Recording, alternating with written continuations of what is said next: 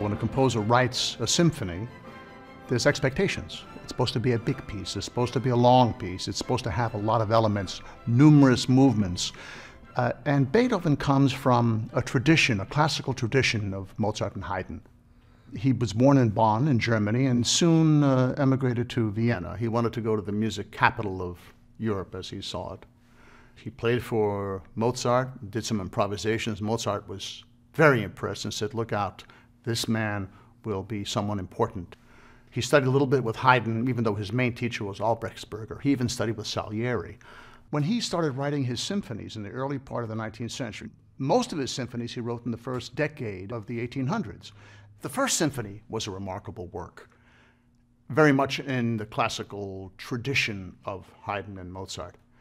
The third symphony, the Eroica, is extraordinary, and it's long. Symphonies usually take 25, 30, 35 minutes. All of a sudden, the Eroica is taking 50 minutes.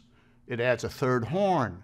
It extends the whole concept of the symphony to a larger language than Mozart and Haydn. The Fifth Symphony is remarkable in lots of ways. Obviously, the most important thing is the way he developed this little motive.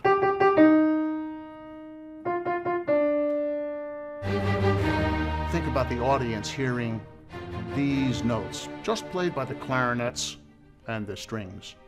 And he takes these notes and he develops them throughout the whole movement. And in fact, with the exception of the second movement, that little motive is played in every movement.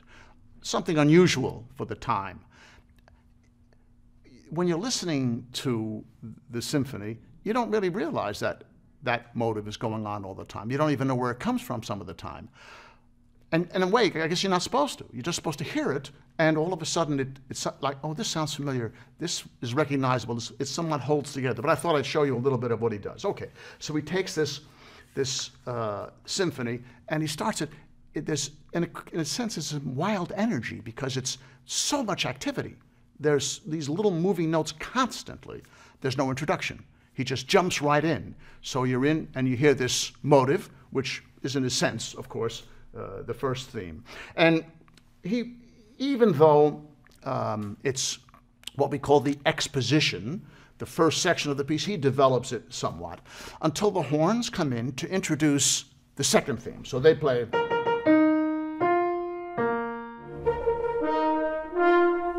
So obviously it's the same, 3 short and a long, but instead of, it goes. So he expands the interval from to, and then he writes the second theme.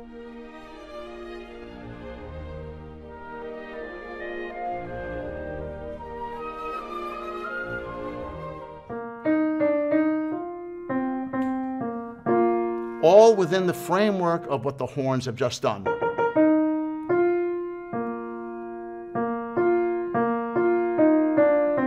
Just those notes.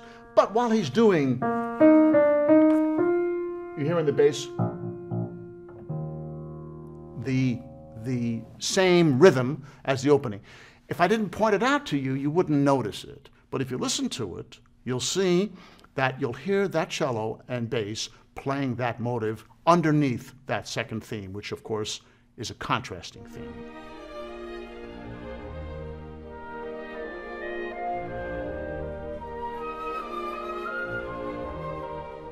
Then Beethoven comes back, develops the initial motive again, and then we repeat the whole section. So this whole exposition, or first section, is repeated. And the next section in typical symphonic form is called the development section. And you take the material from both themes and you develop it. You go in lots of different directions. Clearly, Beethoven was one of the great composers for development because he had this incredible ability to improvise. And in a sense, what you're doing when you're doing the development is you're improvising. You're going in new directions, you're adding new ideas and changing harmony and melodic contours and doing whatever you can do to keep the audience really interested and excited.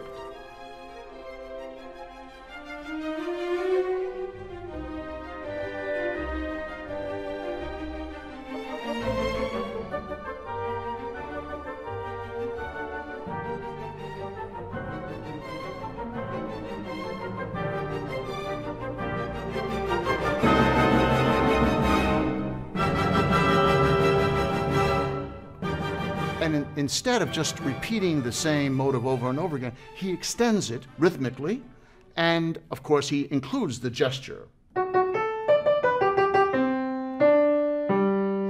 And that keeps extending until all of a sudden he reduces it. So it starts out by being, as I just played, and then it becomes just those two notes and just single notes. And there's this conversation between the woodwinds and the strings.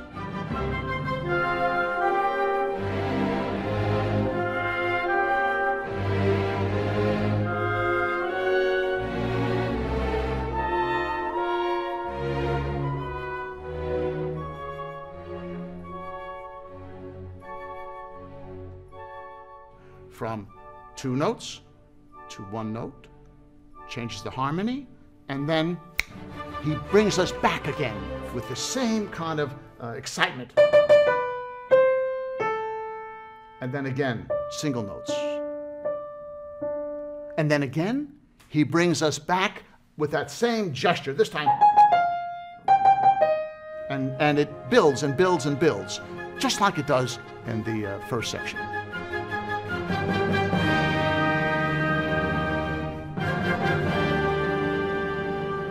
Arrived at what we call the recapitulation.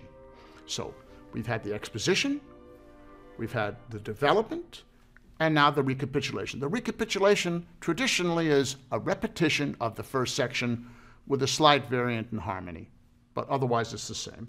And Beethoven does that. He has the same material, everything goes, and at the moment when we get to the big, where the violins hold this G, instead of the violins holding the G, a sole oboe holds that G. And then he plays a little cadenza.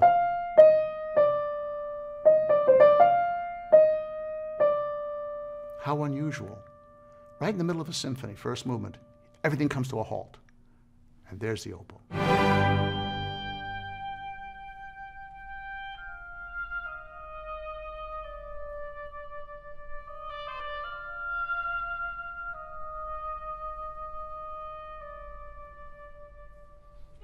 After that, we have what would be considered a relatively normal recapitulation, and the movement comes to a remarkable conclusion. Of course, there are differences. And when the horns play the first time, the second time in the recapitulation is played by the bassoon. But you always hear this continuing motive of those three short and one long note, whether it's in the accompaniment or in the melody.